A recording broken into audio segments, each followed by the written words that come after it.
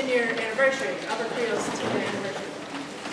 But you're in for a beautiful day of beautiful music, orchestrated by Givonna Joseph here from OperaCreole. I'd like to introduce you to her now.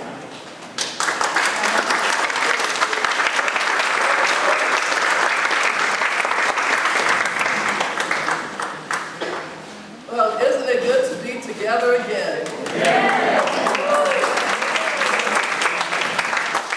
Somebody said it's good to see you. I said it's good to be seen. Unfortunately, my daughter, Harriet Mason, our production director and co-founder, is too ill to be with us today. But she conceived of this concert back in 2020 as the nation was celebrating the anniversary of women gaining the right to vote. So New Orleans Opera and OperaCreole, we've been working on this for quite a while.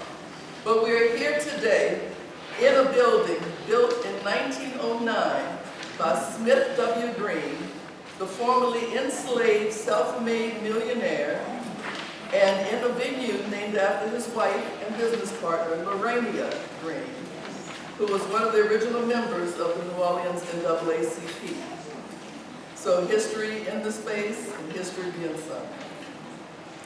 Our own Camille Nickerson, the Louisiana lady who toured the country performing classical music and Creole folk songs, presided as music director for an event here. I'm told that the tenor Roland Hayes performed here, and Louie Armstrong, as a little boy, performed here with the band from the Colored Waste Homes, the Boys Waste Home, when he got in trouble and first got his trumpet. So I want to say thank you to New Orleans Opera and to Amistad Research Center. Because of them, we will be looking at some film today. We were supposed to bring down Michele Duster, who is the great-granddaughter of Ida B. Wells, who was one of the architects of women's right to vote. But because of COVID, we decided that we would film it, not really knowing how things were going to go. So our format is going to change a little bit. We'll play parts of the interview interspersed in the concert. Some part of it will be played during intermission, if you want to sit, while you're sipping a drink or something, and enjoy it. And we're going to try to make it available, the whole thing available online. So, all our singers out, come on in.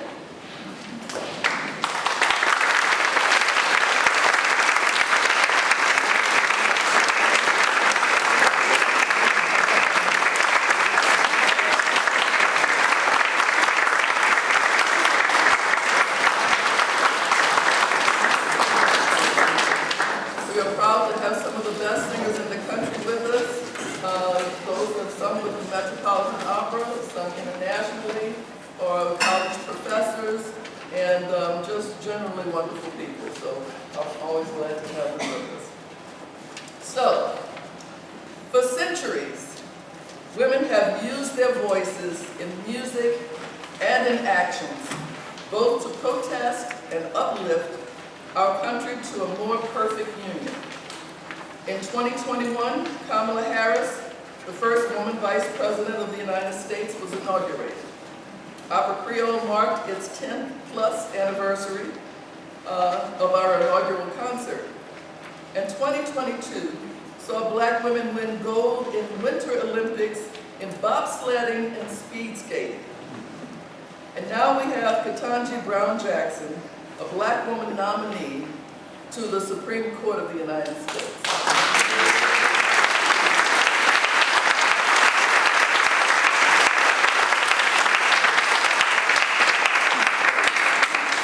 So there's only one thing to be said about all of that.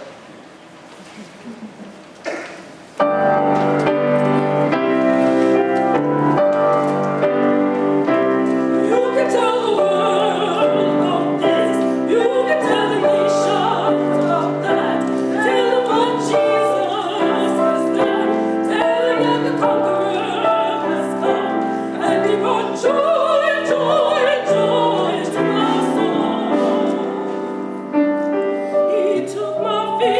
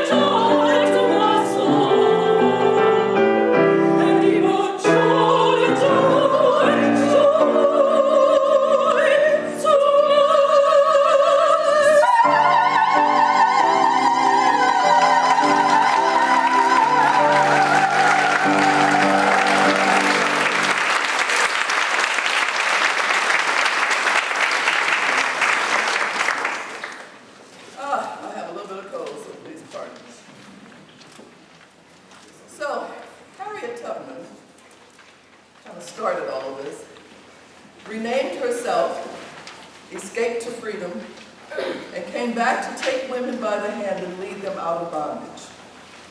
These women went from working from can see to can't see to being able to enjoy the morning. So we have two pieces written by living African-American women composers. One is from the opera Harriet Tubman, and the other one is from the opera Adea. Composers are Nkeiru Okoye and Cynthia Cozette Lee. We have their pictures somewhere around here, over there. And so, here we go.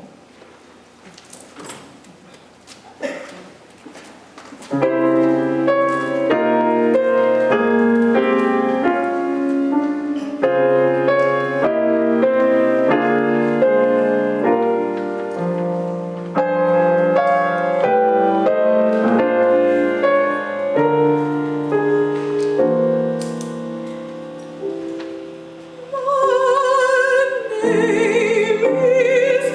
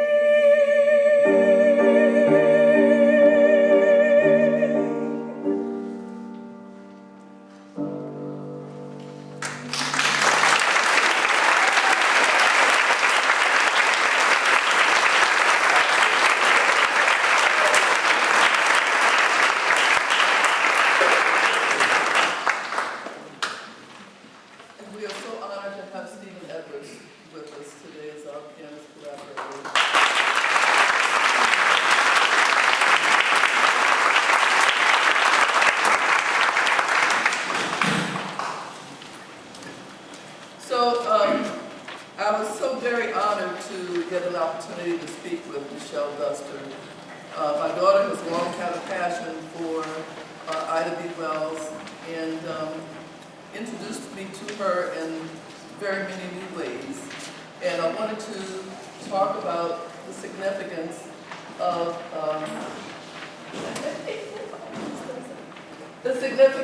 her work and as it connects with what we want to do in terms of opera.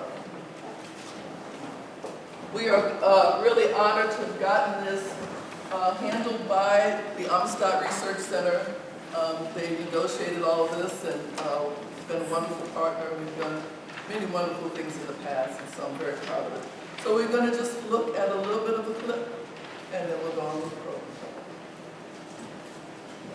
Conversations in Color, a free public cultural series that features artists, educators, and community activists and talks about their work and its impact on social change. We hope these inspirational people and stories provoke dialogue so that you too feel empowered to build the future. Well, hi, Ms. Duster. It is an honor to be able to talk with you.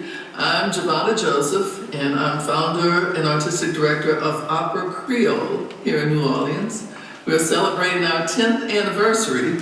For 10 years, we have been putting history on its feet through music and through connecting music to other historical matters. I want to start with a story, and then I'll have a question, and I've been talking. So, a story in New Orleans, 1903. Susan B. Anthony and Dorothy Dix chose New Orleans as the host site for the National American Woman Suffrage Association's annual meeting. But our Black Suffrage Club, the Phyllis Wheatley Club, was not invited.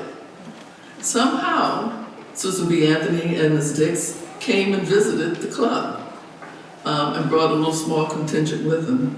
And so the president, the Black president, Sylvania Williams, spoke to them about what she says a Black woman is in terms of a flower that is trodden upon.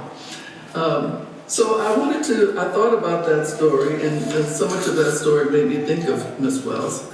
Of course, we know 10 years later, there was a great triumphal thing that she did in Washington, D.C.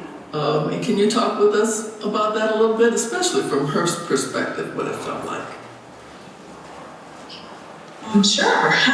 Well, thanks for having me, Ms. Joseph. And I'm so excited about the OperaCreole enthusiasm for my great-grandmother. As you know, she also wrote a pamphlet called My Rule in New Orleans about Robert Charles. That happened in the city. So she has an entire pamphlet that she wrote about your city. But as far as the march that she participated in, the suffrage march in 1913 that happened the day before the inauguration of Woodrow Wilson. And women from all over the country were invited to basically put pressure on the incoming president to finally pass the rights for women to vote.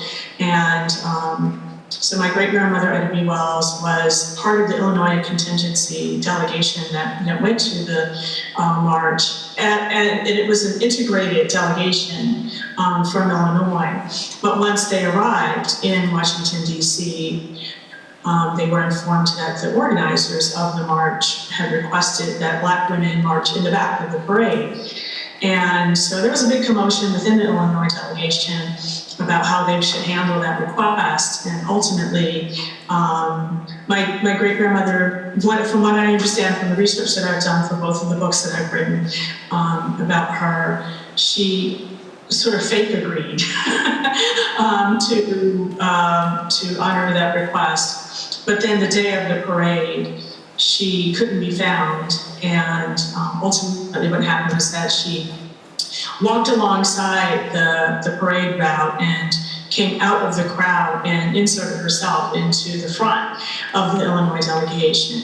So she effectively integrated the parade. And you know what's so interesting is that she actually did not write about that in her autobiography. I had to do research from other sources in order to even learn the details of what happened. And that made me think she didn't think it was a big deal, which is amazing because now today, people marvel at, the courage and the strength that it took for her to do that. But somehow I think in her mind, she was like, yeah, that was just another day, being a rebel.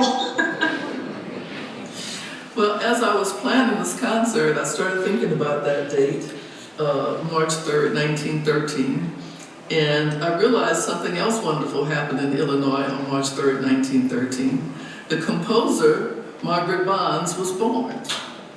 And the music of Margaret Bonds became the voice of the people.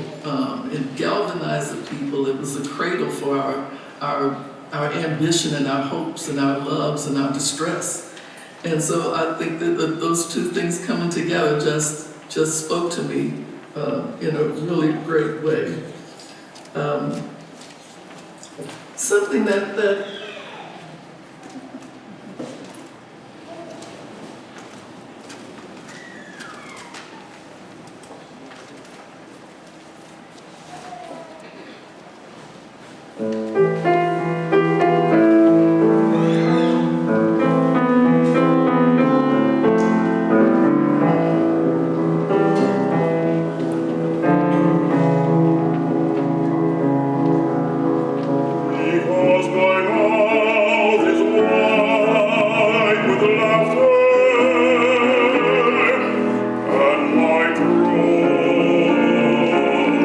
Is deep with sorrow.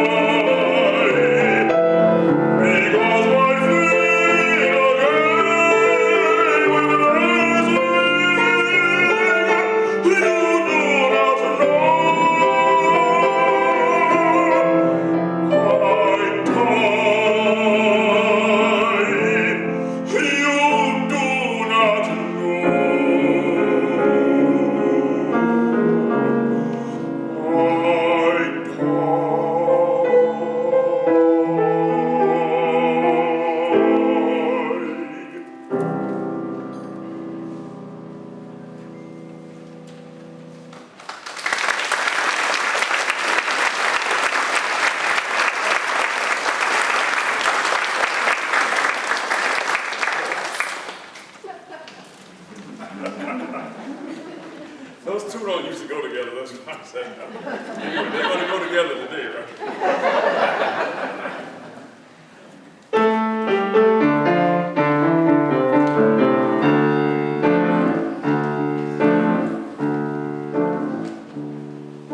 Georgia did the battle of Jericho, Jericho, Jericho. Georgia did the battle of Jericho, and the walls come tumbling down. That morning, Georgia did the battle of Jericho, Jericho, Jericho. Georgia did the battle of Jericho, and the walls come tumbling down. You may talk about your king of Gideon, you may talk about your man of soul, but there's none like good old Joshua at the battle of Jericho. Joshua did the battle of Jericho, Jericho, Jericho. Joshua did the battle of Jericho, and the walls come tumbling down. Up to the walls of Jericho, he marched with spirit ahead. Oh, below them ran once Joshua cried, 'cause the battle is in my hand. Then the land ran, horns began to blow, trumpets began to sound.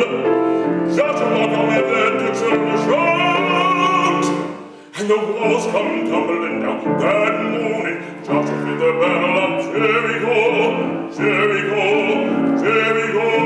Joshua did the battle of Jericho, and the walls come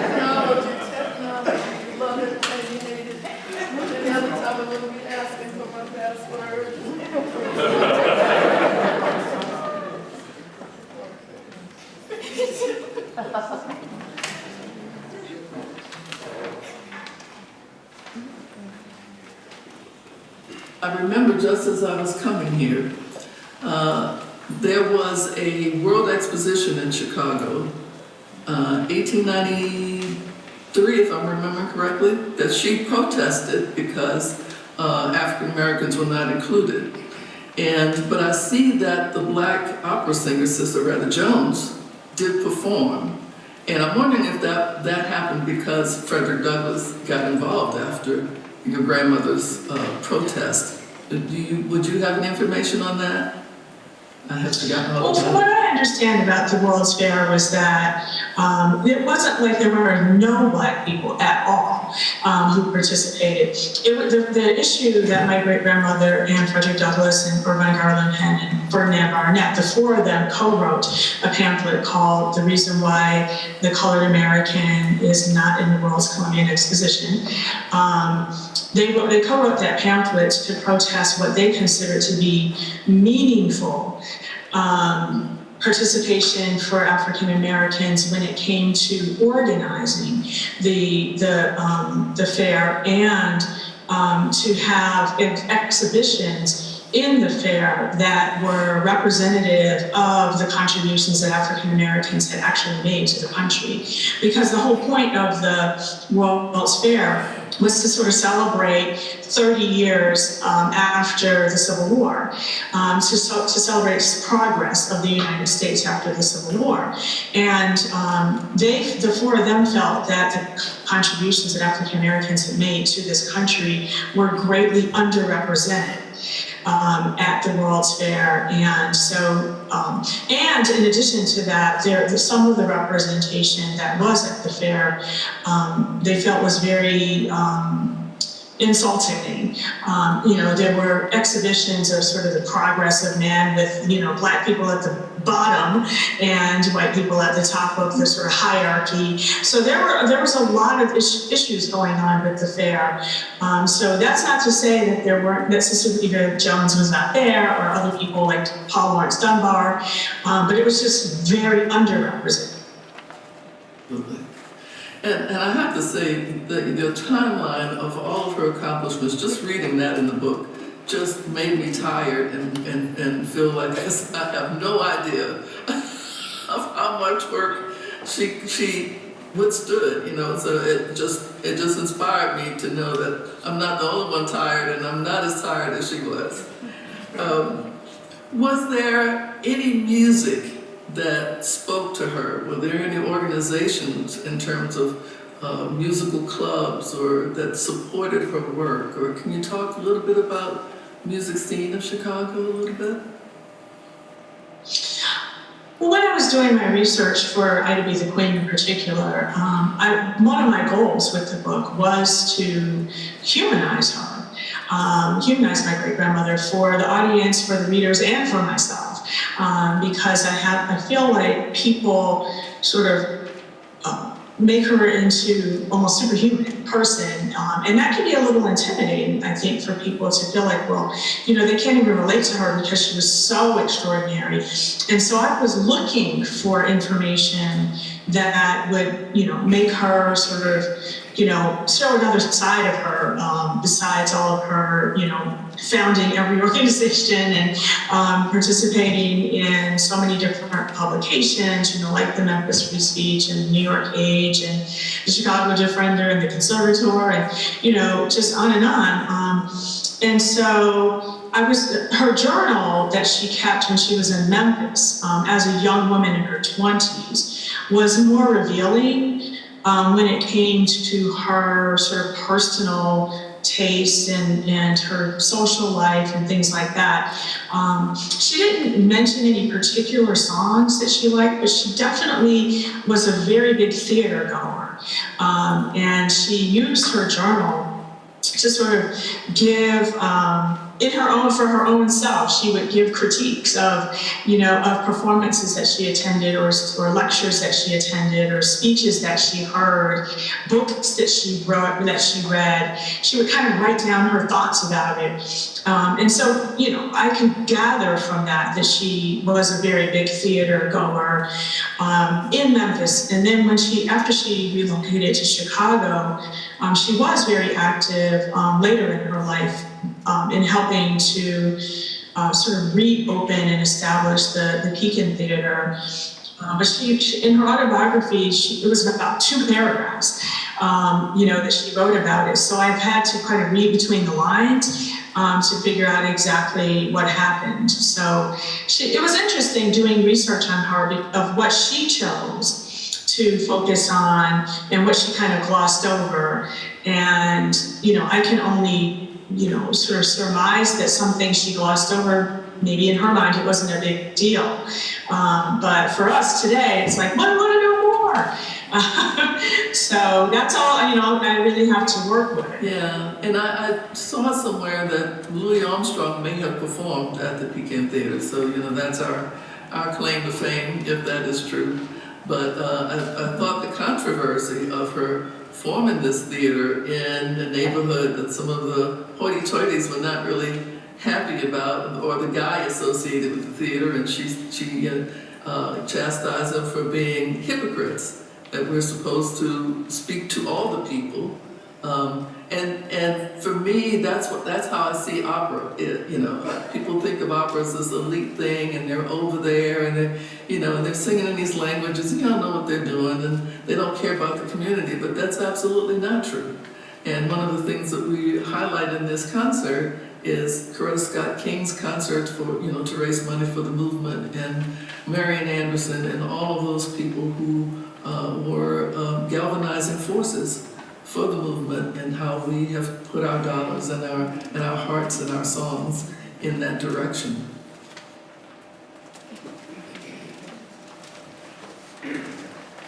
When Marian Anderson stood on the steps of the Lincoln Memorial and sang these two particular songs that I have arranged together. 10-year-old Martin Luther King was listening on the radio, and he would later invite her to sing again at the March on Washington.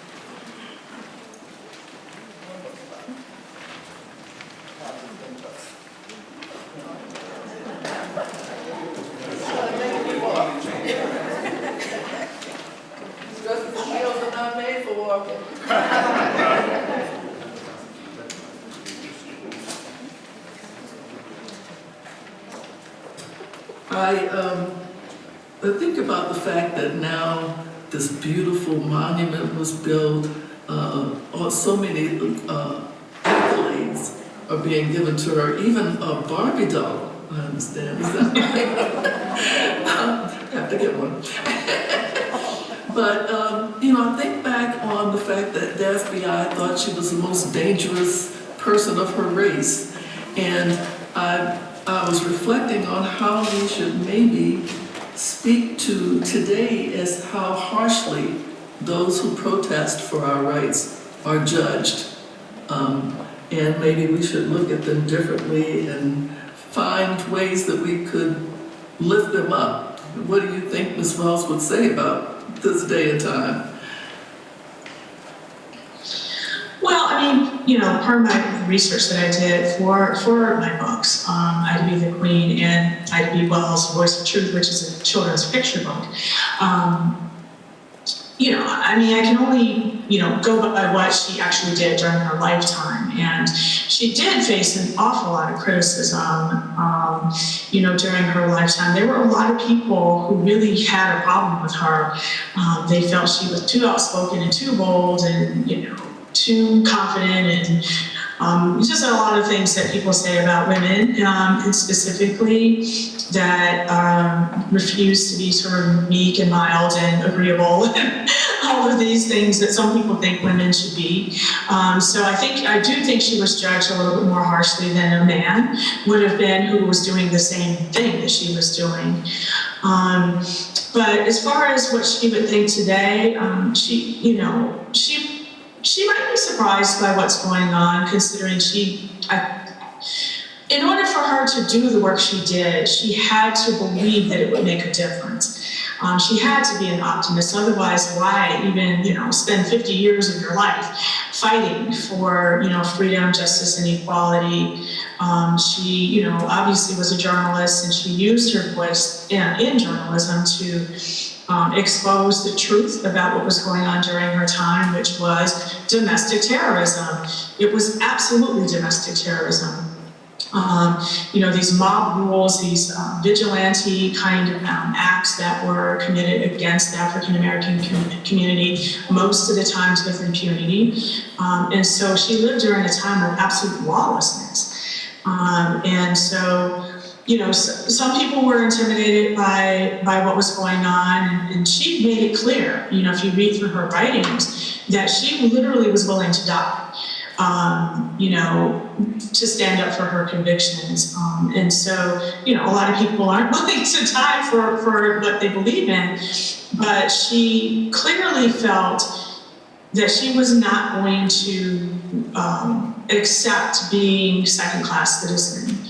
And she was willing to speak up and fight for her first-class citizenship right, which was the right to vote, the right to a fair education, the right to have protection, equal protection under the law, equal housing. There were so many issues that she was fighting for. And unfortunately, a lot of people... I do have the book, the pamphlet that she wrote about New Orleans. I was lucky enough to find it, but very interesting read. So it brings us to New Orleans because the people in New Orleans have never been okay with being second-class citizens. They've never been okay with not having the full amount of rights as everyone else. And so this brings us to an opera that we wrote for the city's 300th birthday that tells the story of 1,000 free people of color who signed a petition to Abraham Lincoln demanding the right to vote at the end of the Civil War for all persons free. And so this is our original opera, which I arranged and also wrote some of it.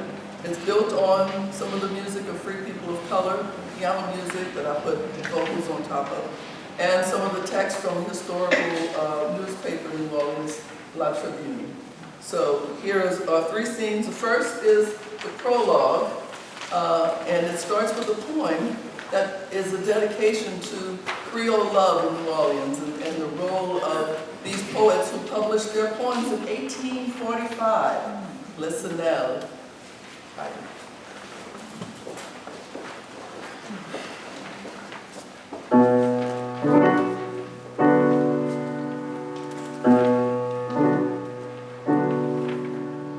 Destin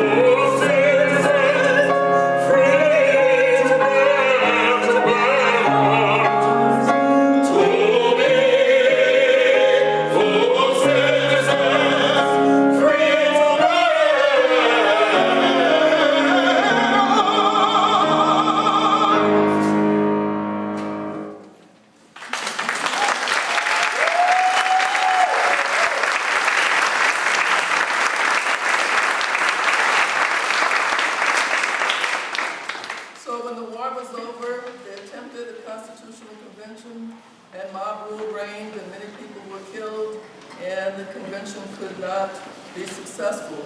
But that didn't stop them. So we came back again, and here is just before the next Constitutional Convention where they voted in their representatives. They changed the Constitution so that in 1868, 69, we had integrated schools, integrated buses, integrated performing arts spaces, built our own colleges, and fantastic things were happening. Come, celebrate with us, for today we go forward with ballots in our hands to exercise the privileges of citizenship, to vote for men of great courage, to the Constitutional Convention we go.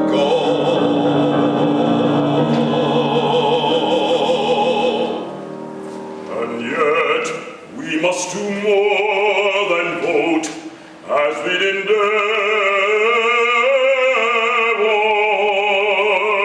to craft a new Constitution.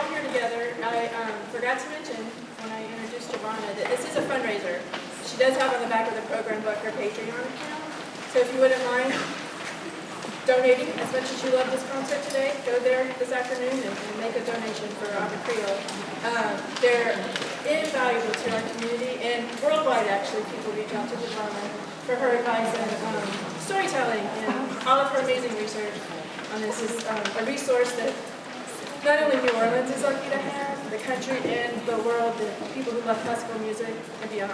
She is a treasure. And let's give a round of applause to Givonna.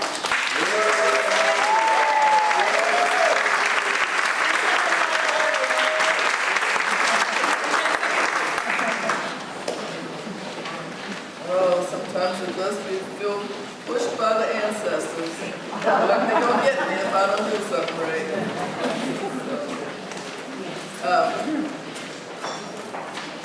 So we're at the point of New Orleans, of 20th century New Orleans, and one of the people I'd like to acknowledge, I know it's here, I don't know who the other is, but Miss Jody Smith-Simmons.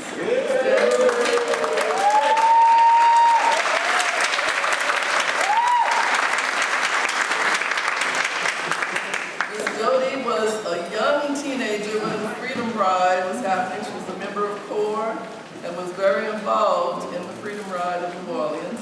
Did Miss Louie Reed, did she make it here?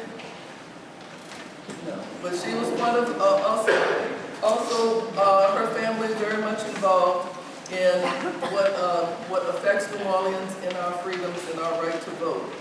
Are there any people here who have been out registering people to vote or doing any work related to voting? Stand up, please.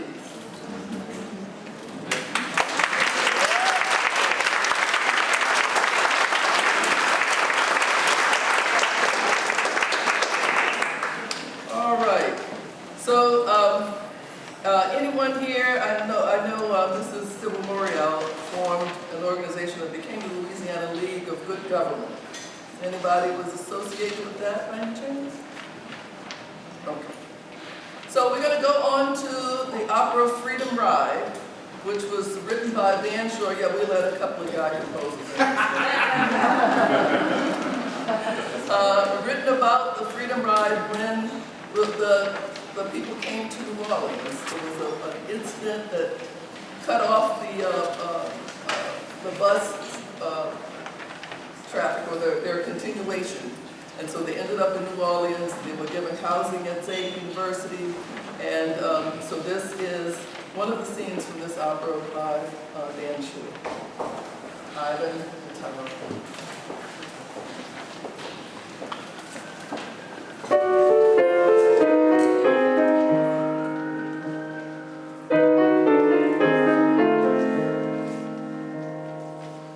They got off of the bus at the Jackson station and were taken directly to jail.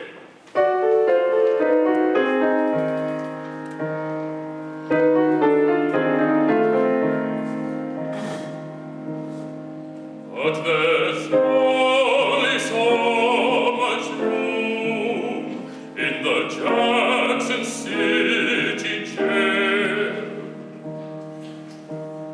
And so we raise an army, dozens and dozens,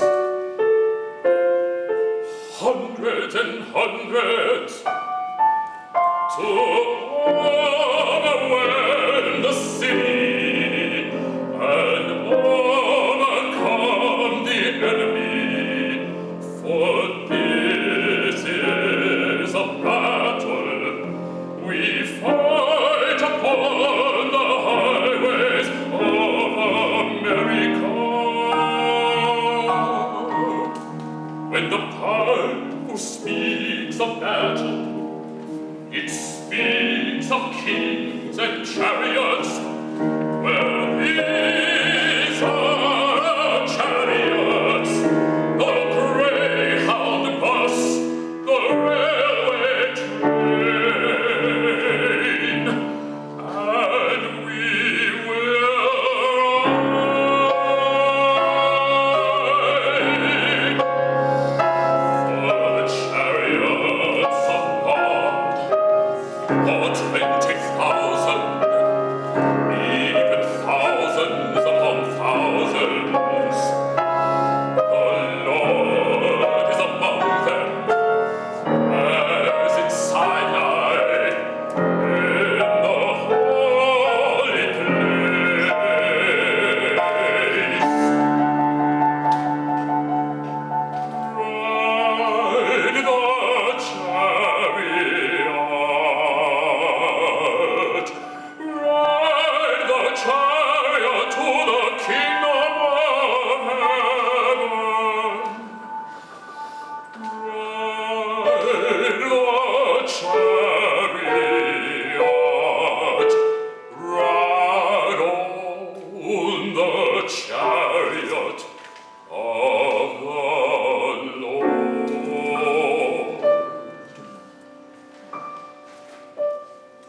Who will ride the buses to Jackson? Who will join the Freedom Campaign? Who will climb aboard the chariot of the Lord?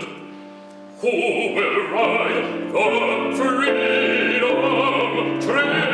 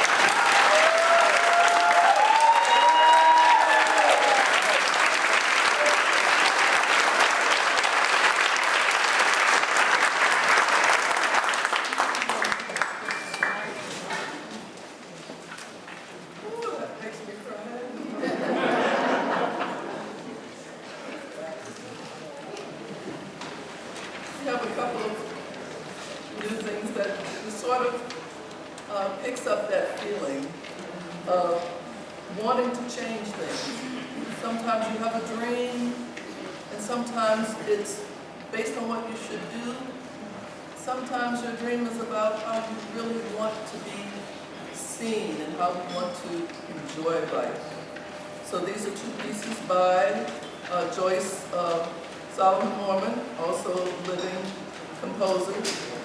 And I'll do my best with this cold, so please forgive me.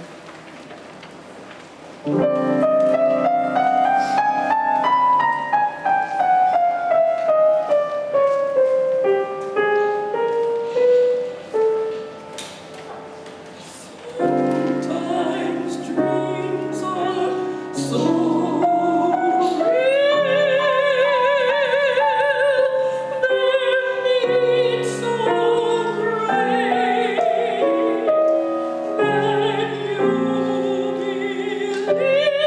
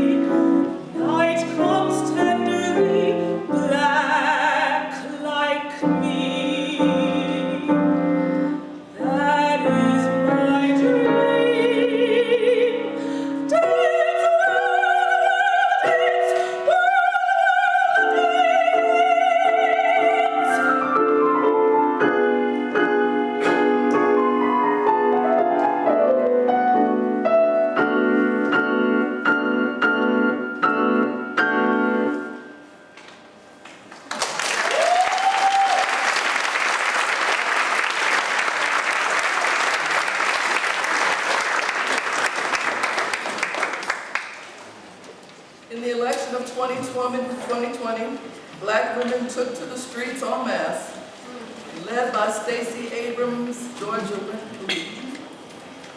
We have two pieces by the wonderful Tyrone Chambers, by Margaret Bonds and Betty Jackson.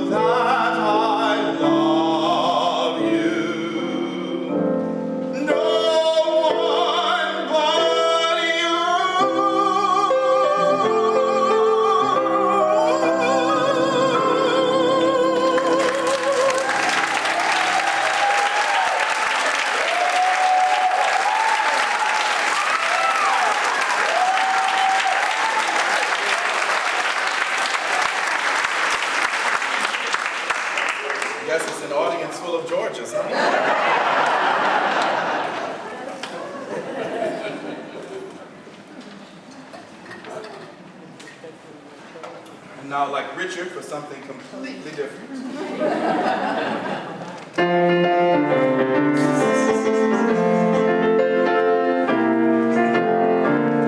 Gonna ride up in the chariot sooner in the morning. Ride up in the chariot sooner in the morning. Ride up in the chariot sooner in the morning, and I hope I'll join the band.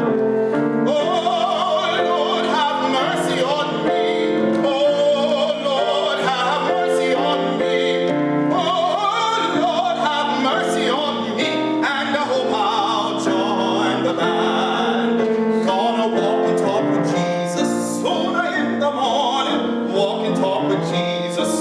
sooner in the morning. Walk and talk with Jesus sooner in the morning, and I hope I'll join the band. Oh Lord, have mercy on me. Oh Lord, have mercy on me. Oh Lord, have mercy on me, and I hope I'll join the band.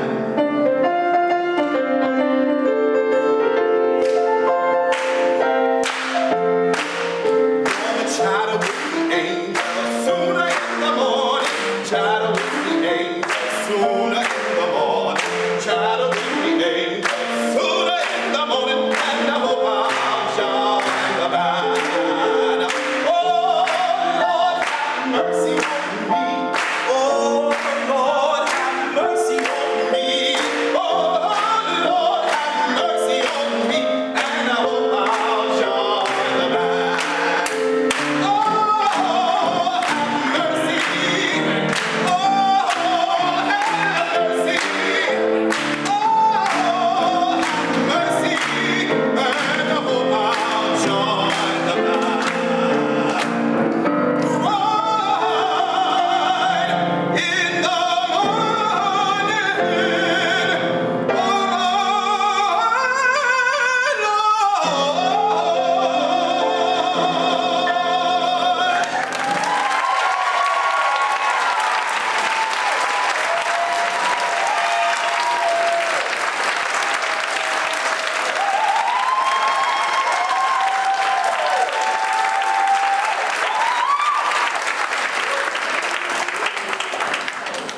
Woo, about to have church up in here.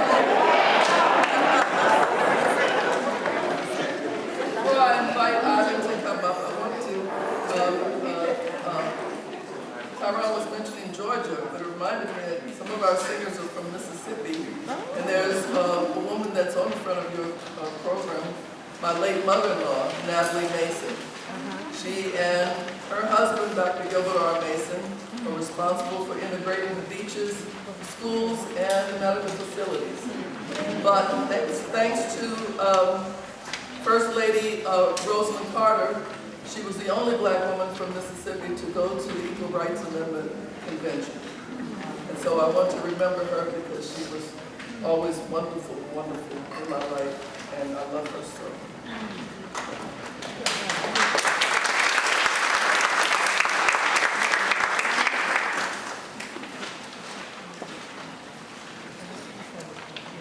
To our mothers, who are the heroes of our everyday lives, and to those women who gave their lives for our freedom, we say thank you. They not only gave us our worldly needs as best they could, but they gave us our faith. They would tell us to listen to our God, rest in the assurance of His power, and never, ever give up.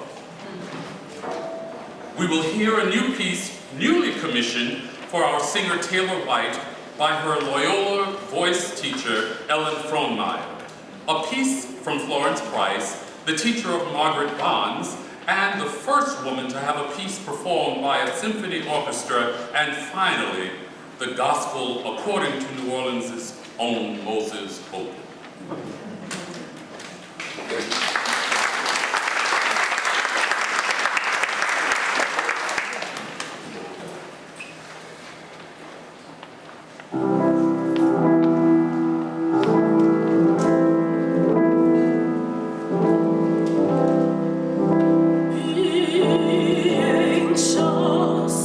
For nothing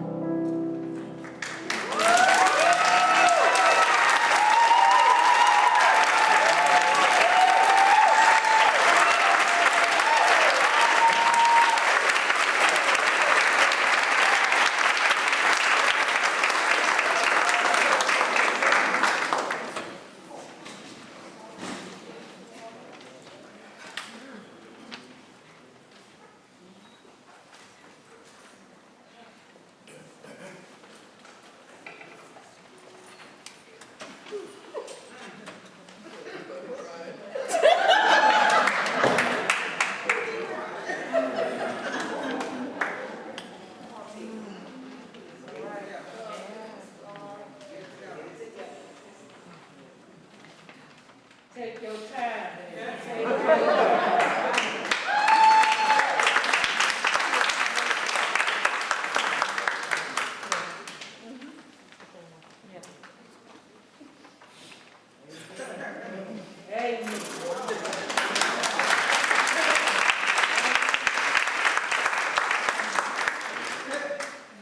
Thank you.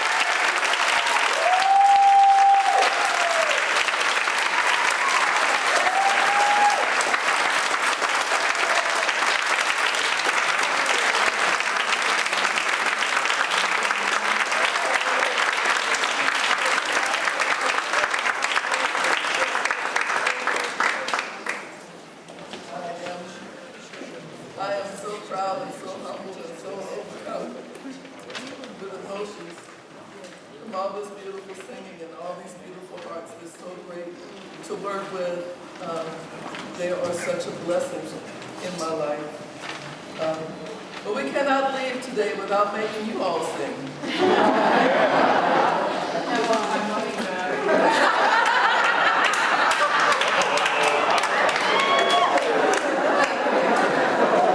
So we are past Mardi Gras. We're supposed to sing this for Mardi Gras. This is a song that you would have heard in Mardi Gras time. It's a Creole folk song arranged by Givonna Joseph, who I mentioned in the beginning, performed here. It's a song that, back in those times, Creole people were very formal. So if you had an interest in the girl, you had to go to the house to ask permission to spend time. Because it was just, you weren't supposed to just hang out and all that. But during Mardi Gras time, if you had a crush, you could kind of dance by this girl and give her a clue before you got to her house and got your feelings hurt. So this song is called Cher mon l'aime toi, which means dear, I love you so. It goes on to say I love you with all my heart. And then it says Con ti cochon l'aime la boue. Anybody know what that means? I love you like a pig loves mud.